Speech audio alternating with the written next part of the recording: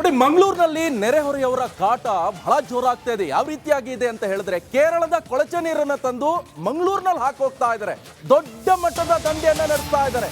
ಇದು ಮಂಗಳೂರಿನಲ್ಲಿ ನಡೀತಾ ಇರುವಂತಹ ನೆರೆಹೊರೆಯವರ ಕಾಟ. ಇದು ಕೇರಳ ರಾಜ್ಯದ ಕೊಳಚೆ ತ್ಯಾಜ್ಯವನ್ನ ಕರ್ನಾಟಕಕ್ಕೆ ತೆಗೆದುಕೊಂಡು ಹಾಕ್ತಾ ಇದ್ದಾರೆ. ಮಂಗಳೂರಿನಲ್ಲಿ ನಡೀತಾ ಇರುವಂತಹ ಕೊಳಚೆ ನೀರು ದಂಧೆ ಇದು. ಟ್ಯಾಂಕರ್ನಲ್ಲಿ ತಂದು ಬೇಕಾಬಿಟ್ಟಿ ಸುರಿಯುವಂತ ದಂಧೆ ಇದು. ಮ್ಯಾನ್ ಹೋಲ್ ನದಿಗಳೇ ಈ ಖದೀಮರ ಟಾರ್ಗೆಟ್ ಇದು. ಚರಂಡಿ, ರಾಜಕಾಲುವೆಗೆ ತ್ಯಾಜ್ಯ ಸೇರ್ತಾ ಇದೆ. ನೇತ್ರಾವತಿ, ಫಲ್ಗುಣಿ ನದಿಗೆ ಕೊಳಚೆ ತ್ಯಾಜ್ಯ ಸೇರ್ತಾ ಇರುವಂಥದ್ದು ರಾಶಿ ಬಿದ್ದಿದೆ. ತ್ಯಾಜ್ಯ ಹರಿಸಿದವರಿಗೆ ದಂಡ ವಿಧಿಸಿದೆ ಈಗ ಪಾಲಿಕೆ. ನೋಡಿ, ಆ ದೃಶ್ಯವನ್ನು ಕೂಡ ನೀವು ಗಮನಿಸ್ತಾ ಇರ್ಬೋದು. ಯಾವ ರೀತಿಯಾಗಿ ಫಲ್ಗುಣಿ, ನೇತ್ರಾವತಿ ನದಿ ಇದಕ್ಕೆ ಪೂಜೆ ಎಲ್ಲ ಮಾಡ್ತಾರೆ. ಅಲ್ಲಿ ಹೋಗಿ ಪವಿತ್ರವಾದಂಥ ಸ್ನಾನವನ್ನು ಮಾಡ್ತಾರೆ ನೇತ್ರಾವತಿ ಧರ್ಮಸ್ಥಳದಲ್ಲಿ. ಅಂಥ ಒಂದು ಪವಿತ್ರ ನದಿಗಳಿಗೆಲ್ಲ ತ್ಯಾಜ್ಯ ನೀರನ್ನ ಹರಿದು ಬಿಡ್ತಾ ಇರುವಂಥದ್ದು ಆ ದೃಶ್ಯವನ್ನು ಕೂಡ ನೋಡ್ತಾ ಇರ್ಬೋದು. ಒಂದು ಕಡೆಯಲ್ಲಿ ಆ ಪ್ಲಾಸ್ಟಿಕ್ ಎಲ್ಲ ಯಾವ ರೀತಿಯಾಗಿ ಅಲ್ಲಿ ರಾಶಿ ಬಿದ್ದಿದೆ ನೋಡಿ. ಇದು ನದಿ ನೀರನ್ನು ಮಲಿನಗೊಳಿಸ್ತಾ ಇರುವಂಥ ದೃಶ್ಯ. ಇದು ಕೇರಳದವರು ಇಲ್ಲಿ ಮಂಗಳೂರಲ್ಲಿ ಹಾಕ್ತಾ ಇದ್ದಾರೆ. ಬಗ್ಗೆ ಹೆಚ್ಚಿನ ಡೀಟೇಲ್ಸ್ ಅನ್ನು ಕೊಡ್ತಾರೆ ನಮ್ಮ ಮಂಗಳೂರು ಪ್ರತಿನಿಧಿ ದಿನೇಶ್. ನೇರ ಸಂಪರ್ಕದಲ್ಲಿ ಜಾಯ್ನ್ ಆಗ್ತಾ ಇದ್ದಾರೆ. ದಿನೇಶ್, ಸದ್ಯ ಈಗಾಗಲೇ ನೋಡ್ತಾ ಇದ್ವಿ ಯಾವ ರೀತಿಯಾಗಿ ನದಿ ಮಲಿನಗೊಳ್ತಾ ಇದೆ ಅಂತ. ಹಾಗಾದ್ರೆ ಈ ಹಿಂದೆ ತಗೊಂಡು ಬಂದು ಹಾಕ್ತಾ ಇರುವಂಥದ್ದು ಮಂಗಳೂರು ಪಾಲಿಕೆ ಗೊತ್ತೇ ಇಲ್ವಾ? ಹಾಗಾದ್ರೆ ಕಂಪ್ಲೇಂಟ್ ಯಾರು ಕೊಟ್ಟಿಲ್ವಾ? ಗೊತ್ತಾಗಿಲ್ವಾ? ಸದ್ಯಗೆ ಯಾವ ರೀತಿಯಾಗಿ ಕ್ರಮಗಳನ್ನು ಕೈಗೊಂಡಿದ್ದಾರೆ? ಇನ್ನು ದಂಡ ವಿಧಿಸಿ ಹಾಗೆ ಬಿಡ್ತಾರಾ, ಅಥವಾ ನೆಕ್ಸ್ಟ್ ಜೊತೆ ಮತ್ತೆ ಹಾಕಿದ್ರೆ ದಂಡಕ್ಕೆ ಮಾತ್ರ ಸೀಮಿತ ಆಗುತ್ತೆ, ಅಥವಾ ಕಂಪ್ಲೀಟ್ ಆಗಿ ಬಂದ್ ಮಾಡಿಸ್ತಾರ? ಹೇಗೆ?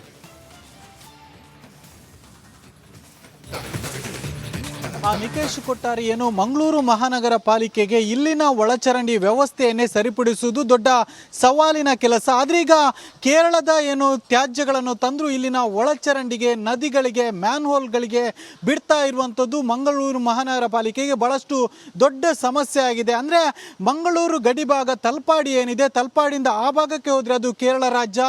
ಈ ಕೇರಳ ರಾಜ್ಯದಲ್ಲಿ ಒಂದಷ್ಟು ಕಟ್ಟುನಿಟ್ಟಿನ ಕ್ರಮಗಳಿದೆ. ಅಂದರೆ ಚರಂಡಿ ನೀರನ್ನು ಬಿಡುವುದಕ್ಕೆ ಒಂದಷ್ಟು ಕಾನೂನು ಕ್ರಮಗಳಿದೆ. ಹೀಗಾಗಿ ಅಲ್ಲಿದ್ದಂಥ ಒಂದು ಅಪಾರ್ಟ್ಮೆಂಟ್ಗಳಾಗಿರೋದು, ಮನೆಗಳಾಗಿರೋದು, ಇವುಗಳ ತ್ಯಾಜ್ಯ ನೀರನ್ನು ತಂದು, ಅಂದರೆ ಟ್ಯಾಂಕರ್ ಮೂಲಕ ತಂದು ಮಂಗಳೂರಿನ ಚರಂಡಿಗಳಿಗಾಗಿರ್ಬೋದು, ರಾಜ್ಯ ಕಾಲುವೆಗಳಿಗಾಗಿರ್ಬೋದು, ನೇತ್ರಾವತಿ, ಫಲ್ಗುಣಿ ಅಂತ ನದಿಗಳಿಗೆ ಆಗಿದ್ದು ಬಿಡ್ತಾ ಇದ್ರು. ಅಂದರೆ ಕೆಲವೊಂದನ್ನು ನೇರವಾಗಿ ಅಲ್ಲಿದ್ದ ಟ್ಯಾಂಕರ್ಗಳ ಮೂಲಕ ತಂದರೆ, ಮತ್ತಷ್ಟು ಕೆಲವೊಂದನ್ನು ಗಡಿಭಾಗ ಅಂದರೆ ತಲಪಾಡಿ ತನಕ ಅಲ್ಲಿನ ಟ್ಯಾಂಕರ್ಗಳಲ್ಲಿ ತಂದು, ನಂತರ ಇಲ್ಲಿನ ಅಂದರೆ ಮಂಗಳೂರಿನ ಟ್ಯಾಂಕರ್ಗಳಿಗೆ ತುಂಬಿಸಿ ಆ ಮೂಲಕವಾಗಿ ತಂದು ಇಲ್ಲಿನ ಕಾಲುವೆಗಳಿಗೆ ಬಿಡುವಂತಹ ಕೆಲಸ ನಡೀತಾ ಇತ್ತು. ರಾತ್ರಿ ಹೊತ್ತು ಅಂದರೆ ಇದರ ಬಗ್ಗೆ ಗೊತ್ತಾಗ್ತಾ ಇರಲಿಲ್ಲ. ರಾತ್ರಿ ವೇಳೆ ಈ ಒಂದು ಅಕ್ರಮ ಚಟುವಟಿಕೆಗಳು ನಡೀತಾ ಇತ್ತು. ಇದರ ಬಗ್ಗೆ ಸಾರ್ವಜನಿಕರು ಏನಿದ್ದಾರೆ ಇವರು ಹಲವು ಬಾರಿ ದೂರು ಕೊಟ್ಟಿದ್ರು. ಆದ್ರೆ ಇವರು ರೆಡ್ ಹ್ಯಾಂಡ್ ಆಗಿ ಸಿಕ್ಕಿ ಬೀಳಿಲ್ಲ. ಈಗ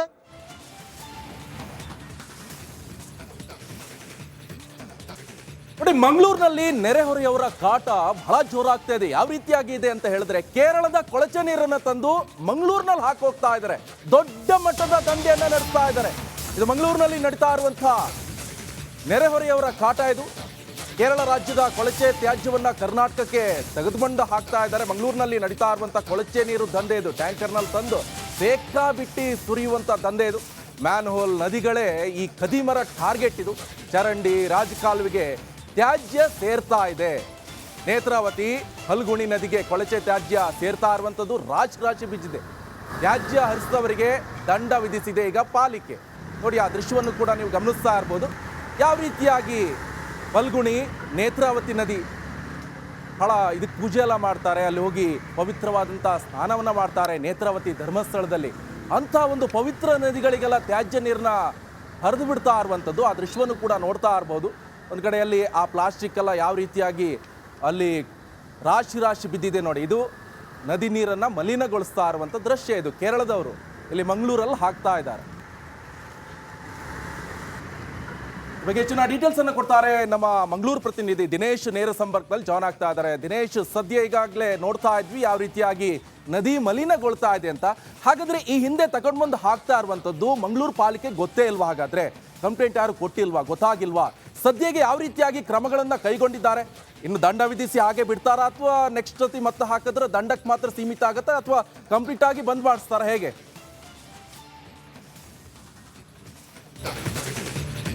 ನಿಕೇಶ್ ಕೊಟ್ಟಾರಿ ಏನು ಮಂಗಳೂರು ಮಹಾನಗರ ಪಾಲಿಕೆಗೆ ಇಲ್ಲಿನ ಒಳಚರಂಡಿ ವ್ಯವಸ್ಥೆಯನ್ನೇ ಸರಿಪಡಿಸುವುದು ದೊಡ್ಡ ಸವಾಲಿನ ಕೆಲಸ. ಆದ್ರೀಗ ಕೇರಳದ ಏನು ತ್ಯಾಜ್ಯಗಳನ್ನು ತಂದ್ರು ಇಲ್ಲಿನ ಒಳಚರಂಡಿಗೆ, ನದಿಗಳಿಗೆ, ಮ್ಯಾನ್ಹೋಲ್ಗಳಿಗೆ ಬಿಡ್ತಾ ಇರುವಂಥದ್ದು ಮಂಗಳೂರು ಮಹಾನಗರ ಪಾಲಿಕೆಗೆ ಬಹಳಷ್ಟು ದೊಡ್ಡ ಸಮಸ್ಯೆ ಆಗಿದೆ. ಅಂದರೆ ಮಂಗಳೂರು ಗಡಿಭಾಗ ತಲಪಾಡಿ ಏನಿದೆ, ತಲಪಾಡಿಯಿಂದ ಆ ಭಾಗಕ್ಕೆ ಹೋದರೆ ಅದು ಕೇರಳ ರಾಜ್ಯ.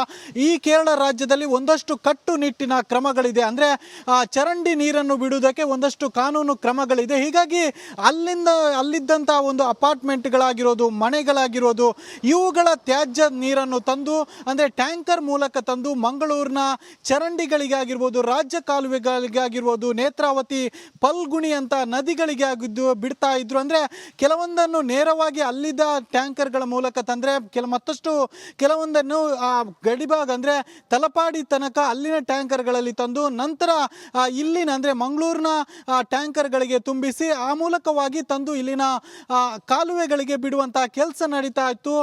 ರಾತ್ರಿ ಹೊತ್ತು ಅಂದರೆ ಇದರ ಬಗ್ಗೆ ಗೊತ್ತಾಗ್ತಾ ಇರಲಿಲ್ಲ. ರಾತ್ರಿ ವೇಳೆ ಈ ಒಂದು ಅಕ್ರಮ ಚಟುವಟಿಕೆಗಳು ನಡೀತಾ ಇತ್ತು. ಇದರ ಬಗ್ಗೆ ಸಾರ್ವಜನಿಕರು ಏನಿದ್ದಾರೆ ಇವರು ಹಲವು ಬಾರಿ ದೂರು ಕೊಟ್ಟಿದ್ರು. ಆದ್ರೆ ಇವರು ರೆಡ್ ಹ್ಯಾಂಡ್ ಆಗಿ ಸಿಕ್ಕಿ ಬೀಳಿಲ್ಲ. ಈಗ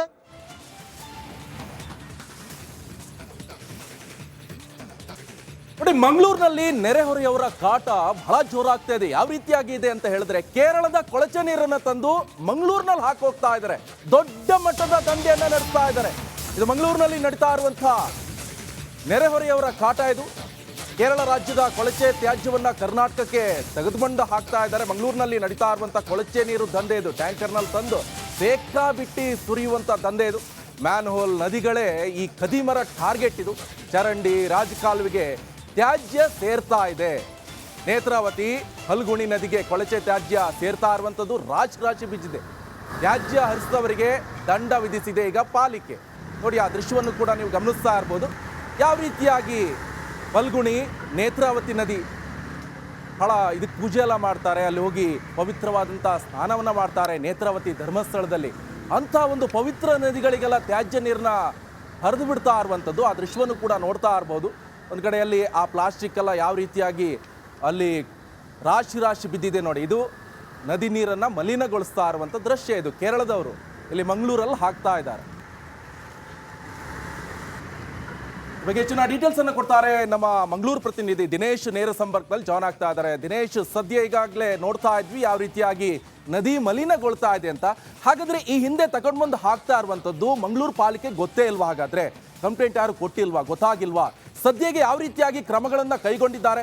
ಇನ್ನು ದಂಡ ವಿಧಿಸಿ ಹಾಗೆ ಬಿಡ್ತಾರಾ, ಅಥವಾ ನೆಕ್ಸ್ಟ್ ಜೊತೆ ಮತ್ತೆ ಹಾಕಿದ್ರೆ ದಂಡಕ್ಕೆ ಮಾತ್ರ ಸೀಮಿತ ಆಗುತ್ತೆ, ಅಥವಾ ಕಂಪ್ಲೀಟ್ ಆಗಿ ಬಂದ್ ಮಾಡಿಸ್ತಾರ, ಹೇಗೆ?